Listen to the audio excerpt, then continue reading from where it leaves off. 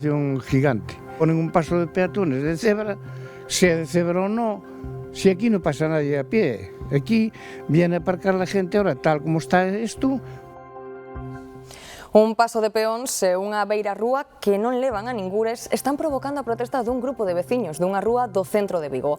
Apelan ao Concello a que reforme unha obra que el mesmo acometeu por considerar que reduciu as prazas de aparcamento e que resulta confusa para os peóns e vehículos.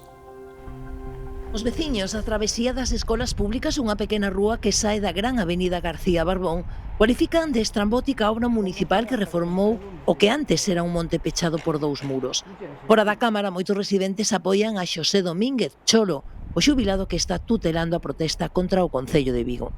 Pois entregué un escrito en el ayuntamiento, un por registro, pues para que vengan a comprobar la realidad de los hechos y nos digan a los vecinos si esto es legal, no es legal, lo van a cambiar, no lo van a cambiar o qué. Hay que tomar cartas en el asunto para dar una solución a esto. Este patio no puede estar así. Protestan porque a obra, sempre segundo a versión destos veciños, reduciu as prazas de aparcamento para engadir unha beirarrúa e un paso de peóns que non levan a ningures. No, el paso de peatón no da a ningún sitio. Esto es que además es imposible. ¿Cómo van a tirar todo este muro? Ponen un paso de peatones de cebra, sea de cebra o no. Si aquí no pasa nadie a pie, é unha aberración gigante.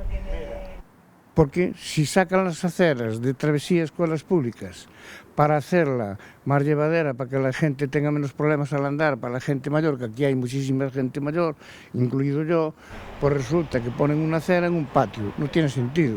Algúns veciños estudan emprender accións legais no caso de non obter resposta municipal.